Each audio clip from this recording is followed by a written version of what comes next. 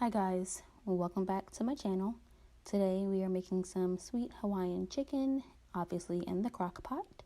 So let me show you what we're going to need. We're going to need 2 pounds of chicken breasts. The recipe calls for tenderloins, but I just have chicken breasts.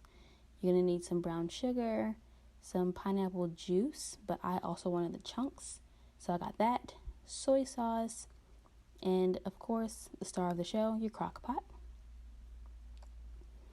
So I already started off with having my 1 cup of pineapple juice measured out with some chunks in it. And then I also already measured out half a cup of brown sugar and 1/3 cup of soy sauce. And I already cleaned and washed my chicken and just threw it into the crock pot to get it out of the way. Because all you're going to do is combine all of your ingredients, mix them in a bowl, and then pour it on top like that. Once you have everything poured across the top, you're gonna go ahead and cook it. The recipe calls for 6 hours on low, but I decided to cook it on high, so I did 3 hours. So here it has been 3 hours. And pineapple juice always makes the chicken look extra white like that. It's so creepy. But what I'm going to do now is just take it out and put it in a bowl off to the side because I want to get the sauce a little bit thicker so it's not like juice. So I'm going to take some of this cornstarch and add a heaping teaspoon. I actually ended up adding 2 teaspoons, but I added 1 with nothing in the crock pot but the juice itself. Stirred it up like so, and then when I added the chicken back in, I decided, I want to add a little bit more.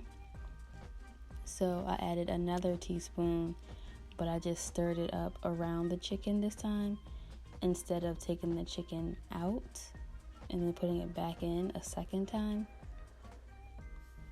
And once I did this, I put it back in there, which was honestly a mistake. I cooked it for another 45 minutes.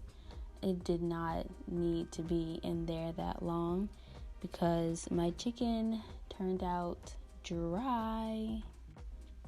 But here we are, 45 minutes has passed. And now I'm just gonna go in and shred the chicken up. You can cut it into chunks before you cook it and leave it as chunks, or you can shred it like this. You can leave it as the full chicken breast, or if you use a tenderloin, like the recipe calls for, you can leave it as a tenderloin. Totally your choice and however you want to eat it. I am going to eat it over this Uncle Ben's ready rice. This is obviously the basmati rice.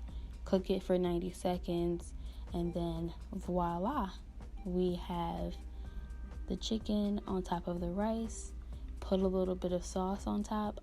I did not add enough cornstarch because it didn't get as thick as I really wanted it to get, but it's okay. The flavor was still good, so I really enjoyed this.